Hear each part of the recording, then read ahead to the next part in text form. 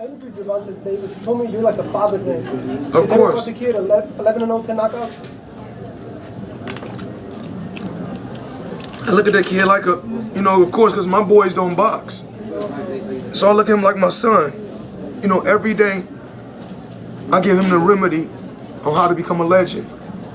I tell him, when there's things that you don't want to do, still do it. Push yourself. Certain things I didn't used to want to do, but I did it. When me and Leonard used to go to the fitness gym, a lot of time I go to the fitness gym, I used to hate to work on the back of my legs. I hate doing it. But I know in the long run it's going to pay off. And the small things that we do, like when I go to the gym, like when I went to the gym last night and Tank went with me, that's his nickname. When Tank went with me to the boxing gym at 5 in the morning. And then after we worked out, we ran over 5 miles.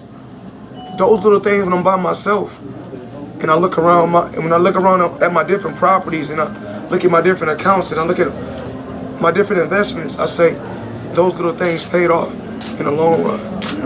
There are millions of boxers around the world, but Floyd Mayweather is the only one to train at 3 a.m., 4 a.m., 5 a.m. How did that start? We just say it like this: when our opponents are asleep, we are working, and when our opponents are working, we are working. How do you view Andre Berto? You guys go back, you know, when he was an amateur, you know, you would go to his fights. I mean, how do you view him just in terms of... I think I went to one tournament. I'm really not sure if he fought in the tournament, because I had a young kid I was working with at a particular time. You know, he's a cop now, and I'm glad for him. Wes Ferguson. I think that Wes Ferguson was fighting in the Nationals. Andre Berto could have been fighting in the Nationals because I'm pretty sure 19 years ago he was a young kid. But I just think about, you know, I sat back and really thought about something.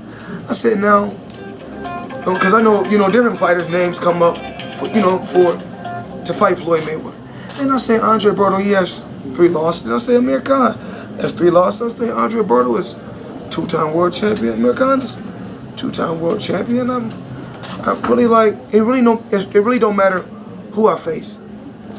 They're still going to find a way to try to say, this is not the guy. When I beat this guy, they're going to say, it wasn't good enough. I beat this guy, I done beat everybody. I mean, right, I'm saying, right now in boxing, your top guy is Canelo, Pacquiao, Cotto. And I'm saying, these are your 3 of your top guys. And of course, I faced all 3. And we knew what the results was. But I mean, back then, I mean, did you view Berto as like a future star, even going back to the amateurs? Did you see him as having the attributes one day becoming a world champion? You really don't know. You really don't know. This is the reason why you really don't know. Because you have guys like Howard Davis, and hopefully, you know, our prayers are with the Howard Davis family, him and his family, because he has cancer right now. Howard Davis, they projected him to be the best out of all the fighters in his era.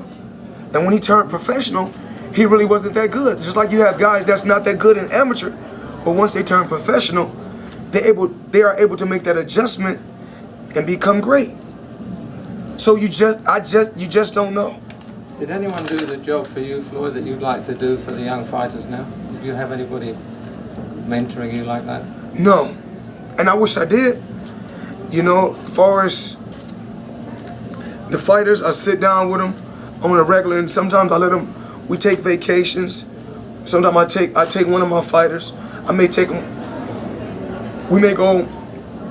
I take them to Paris, Ibiza, Spain. I take them Moscow, Russia, and I just show them different things. And I show them, you know, I just tell them, never settle for less. Never overlook anyone. And even in the boxing gym. And I was talking about this the other day, as far as Badu Jack. He's one of my, he's world champion. He's under my banner. But, you know, we also have a few more 168 pounders. And one of the 168 pounders that Badu Jack lost to as an amateur, he's not world champion, but they may have to fight someday. And that's business. And I don't want to feel like, a lot of times when fighters are in my gym and they face each other in the doghouse, and let me make you guys familiar for what the doghouse is. That's our boxing gym. We don't box, you know, from a bell. We don't use a bell. We use a clock. And the best face the best sometimes, and the worst face the best sometimes, and the worst make it. He may get the best of the best. It just works like that. We like I said, we shake up everything in our gym, and we have a lot of raw talent in our gym. And the only thing we want to do is continue to build these fighters, help these fighters grow, and hopefully these fighters have some when their career's over. Well, do you think anybody can ever reach your level again in terms of generating cash and in terms of the record? Honestly, it's hard. It was hard, and then I don't want to sit right here and say hell no, because it's gonna seem real. It's gonna seem. I'll say it. I mean, it's gonna be hard. Do I think a fighter ever gonna make 300 million and 36 million again? We'll just have to see.